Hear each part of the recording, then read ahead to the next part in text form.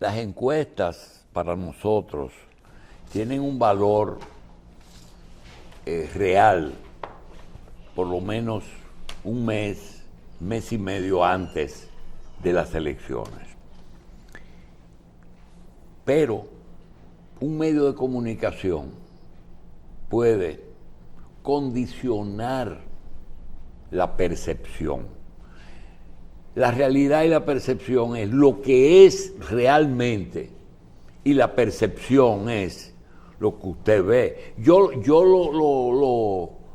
lo comparo con el maquillaje. Una persona se puede levantar, una mujer específicamente, se puede levantar en la mañana y asearse su cara, peinarse, y puede ser una persona perfectamente, puede ir a cualquier lugar así. Pero si esa persona va a un salón, se tiñe el pelo, se pone pestañas, se pone maquillaje o se va al cirujano plástico y va a producir una percepción diferente a una realidad que puede ser generalmente positiva, porque se busca un experto que le diga qué le queda bien y qué hace que se vea mejor. Digo esto porque específicamente Carlos, que las veces que ha trabajado en periodismo, se inclina por la investigación. Nos hubiera gustado hacer un trabajo, pero desgraciadamente trabajar 4 horas aquí y después irse a la calle a hacer un trabajo de investigación no es fácil. Primero es costoso, es laborioso y requiere tiempo. Y como está la calle hoy en día, y hay solamente, toma mucho tiempo.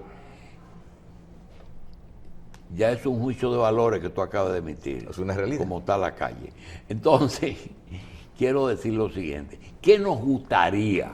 Yo creo que Michelle, Cristino y Carlos nos sentiríamos muy bien si nosotros nos dedicáramos no a las elecciones de febrero, sino con miras a mayo, a tomar el discurso de los candidatos, la prensa, los medios, y colocar en una balanza, pero sin tener que eso beneficia a Luis Abinader o beneficia al PRM o perjudica, no. Y nosotros decir, ¿cuál es la realidad en cada área? Cogemos un tema, la deuda.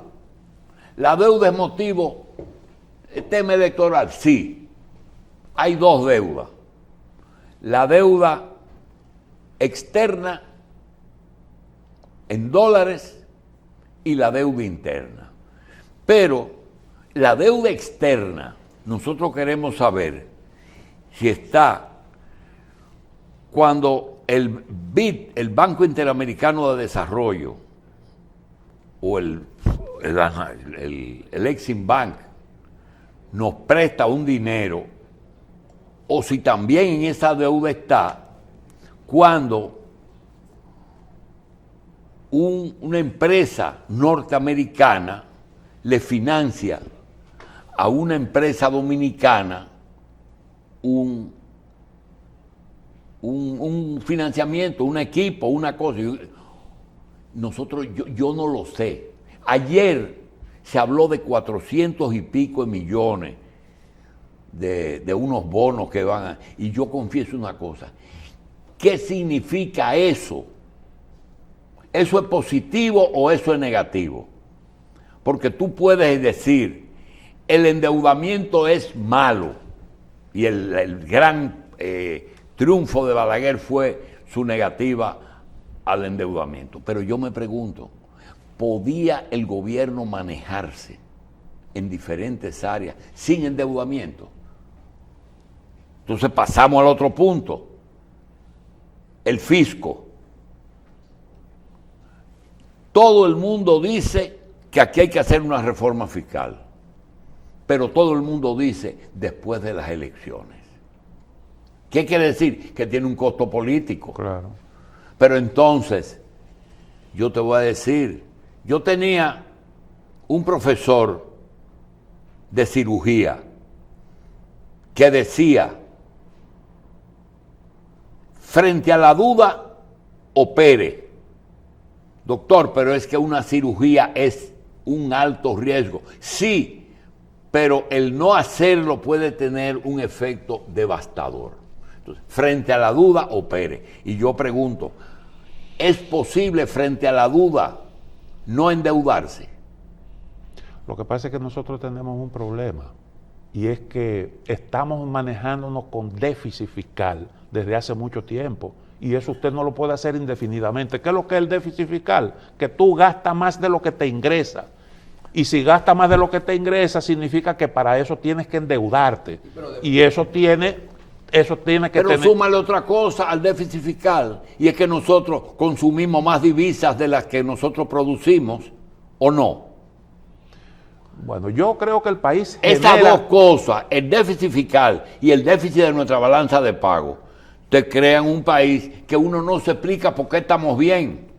Y creo que la solución ha sido los préstamos. Michelle. Bueno, en el caso de eso, cada año hay que medirlo, porque yo creo que la tasa de cambio está estable y tiene varios años creciendo de acuerdo a los parámetros normales establecidos para manejar nuestra economía. Pero preguntaste, ¿qué son los bonos? Después de la crisis de Baninter, el gobierno dominicano tomó la política de establecer un presupuesto todos los años. Y ese presupuesto tiene un monto, unos ingresos, y siempre lo que se va a gastar es superior a lo que va a ingresar por concepto de donaciones y de impuestos. La diferencia es un préstamo.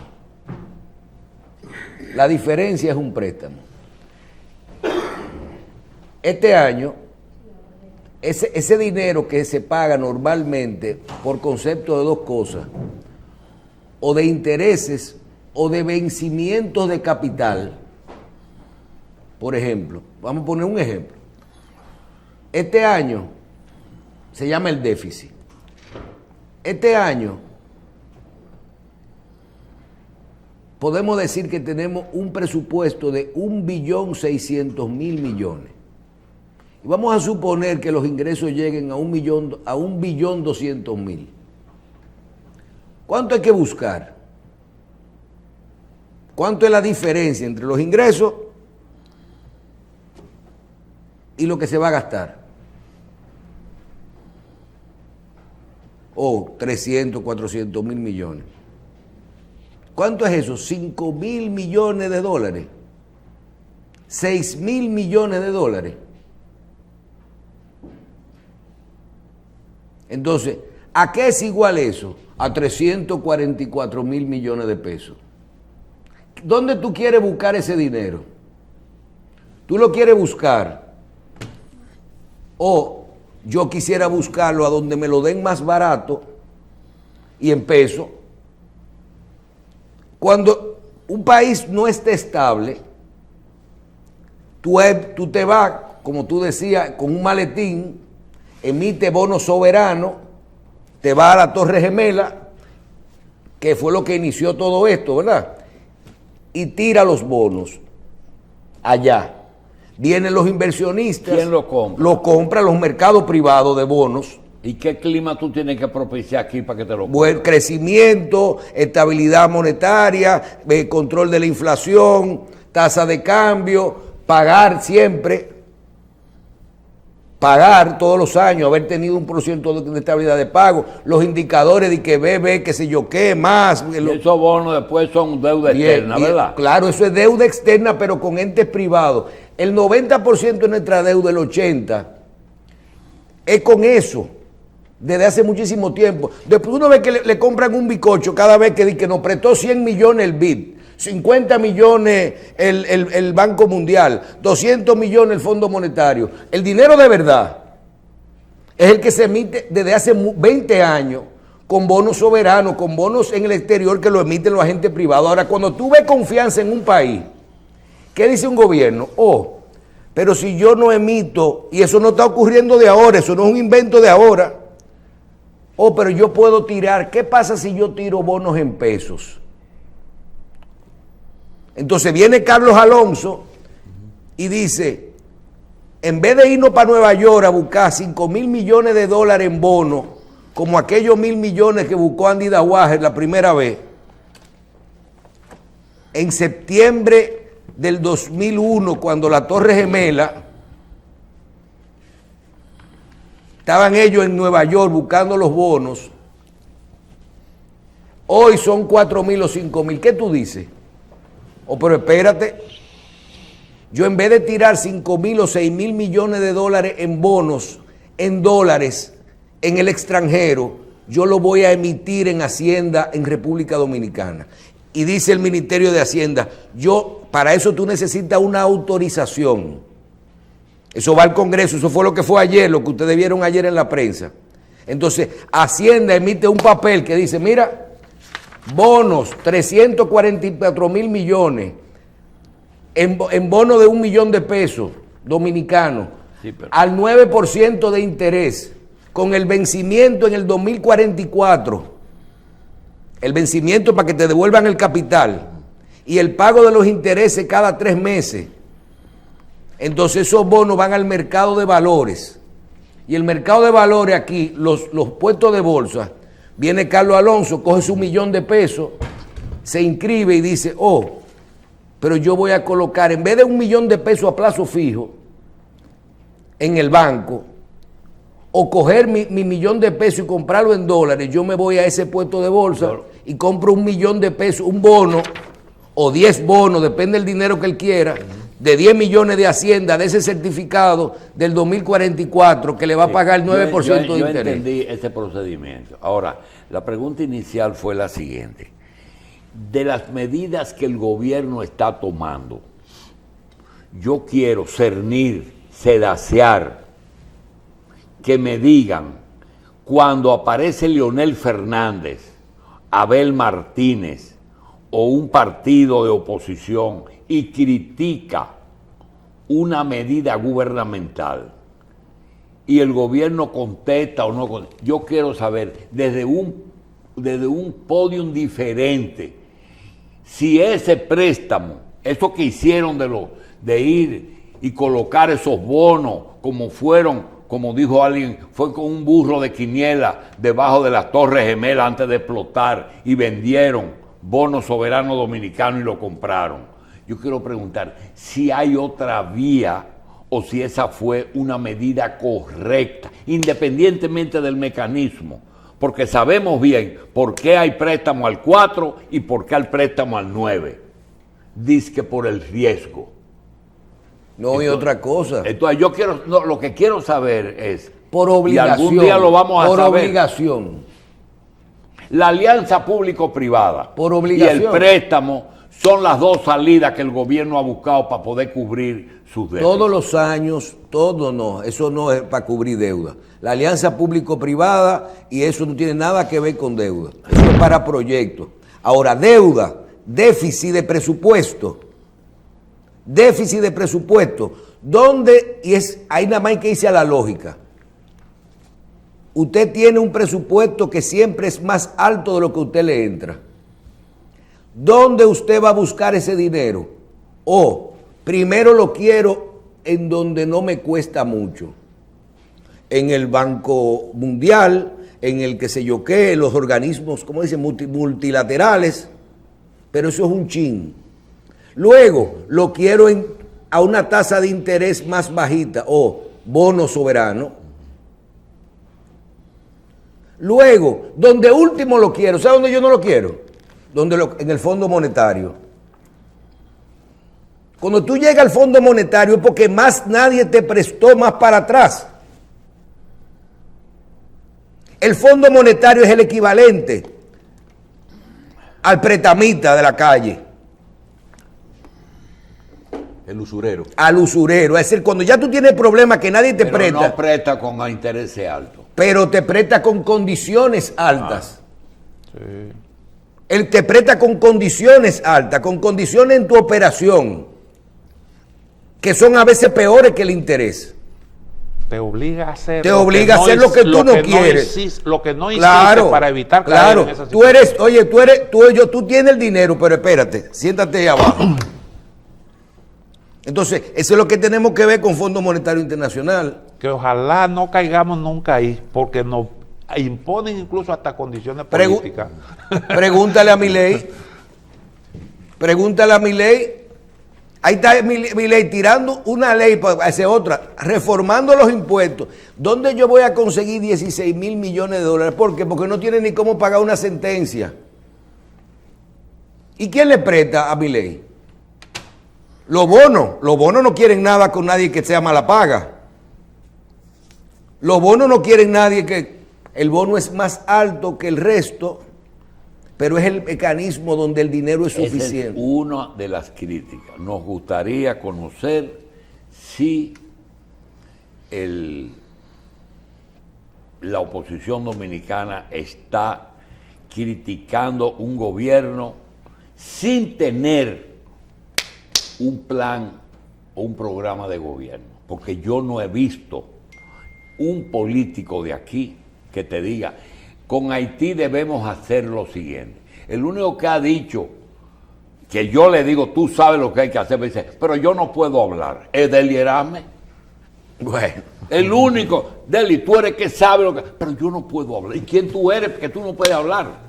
Ah, que yo tengo un compromiso, que no puedo hablar. Si él hubiera hablado temprano, nosotros hubiéramos por lo menos saber de que nos íbamos a morir. De la bola de Pero él cómputo. no quiso. Bien, yo quiero decir algo antes de Sí, terminar, porque voy a dejar el comentario para después de la entrevista. Hay una serie de nombres que ustedes estaban hablando de los políticos que cambian. Y hoy no es el día para uno hablar de cada uno en cada caso separado. Pero yo le voy a decir algunas cosas que creo que se la iba a decir ahora a final de año. Ya hay cosas que nos dimos cuenta. El tema de las iglesias y de los influencers, de los medios de comunicación y eso, no necesariamente dan votos. Ni son los políticos que marcan. Son cosas separadas. El votante sabe separar lo que son sus políticos del tema de las iglesias. Puede tener algo de voto y puede eso, pero ya eso aquí se probó. El hecho de que usted tenga 2 millones de views no significa que usted gane una senaduría. O de que usted tenga 200 iglesias detrás de usted. Número 2, el tema de los hijos. Hay algo que ustedes están perdiendo, sí es cierto, y se lo dice una persona que ha hablado con cada uno de ellos y que ha visto su trabajo. Hay dos realidades. Claro que sí, que todos los hijos de los políticos tienen, y claro que sí, un reconocimiento y un valor agregado por lo que le dan sus padres. Pero ya esos políticos, todos, con excepción creo que de Omar, que es el más joven de todos los que están, tienen sus propios méritos y tienen más de 20 y 30. Tú coges, por ejemplo, Fellito. Fellito tiene 30 años en política. Un hombre de 50 años puede tener 30 años perfectamente. 30 años en la política, sin lugar a duda. Oigan estos nombres que no tienen que ver y hay que acordarse de ellos, porque son, y no es necesariamente hijos de, no es necesariamente los hijos de, pero son nombres con que vamos a contar en los próximos años. Ni todos son jóvenes. Carolina Mejía, Omar Fernández, David Collado, son cosas que nos dejan este año. Raquel Peña, la vicepresidenta. Paliza, Yayo San Lobatón, Guido Gómez Mazara. Los números que sacó Guido ahí ya son importantes. El mismo el hijo de Monchi Fadul. Fadul, Bien. el candidato a alcalde de Santiago, Juan Ariel Jiménez. El hijo Fadul. Acuérdense de esos nombres para el futuro. Bien. Nosotros ¿Está quisiéramos- bien? Todo eso es tu problema, pero a lo mejor solo nosotros quisiéramos- acuérdate de eso. Sí. De eso no. Nosotros- Digo, tú estás hablando de presidencia, ¿verdad? Sí, Yo no vamos- estoy hablando de vamos- presidencia. Vamos para allá ahora. Señores, ayer oí mucho en los medios bien. una preocupación de que el presidente se cogió 3 días de descanso. Pero es Yo justo. yo quiero decir una cosa. ¿Y cuál es el problema? Encargó a Raquel, encargada del Poder Ejecutivo, como si hiciera un viaje, y hay mucha gente que quiere saber a dónde está y qué está haciendo. Yo le tengo una noticia. El presidente de la República, como todos los presidentes, no cogen vacaciones y un día cogen 2 días. Entonces, a los que quieren saber urgente de que por si hay un problema, ellos saben lo que tienen que hacer todo el mundo, ¿verdad? Quiero decirle que él se puso una pijama y se acostó en su casa a dormir. Ya, eso no le importa más a nadie. Y dejó a Raquel encargada del Poder Ejecutivo. Y tiene un teléfono al lado, que el teléfono lo tiene Raquel, el ministro de la Fuerza Armada y el director del DNI. Cualquier problema, presidente, arranque para acá. Eso es todo. Yo no sé cuál es el afán. Señores, vamos a hacer una pausa.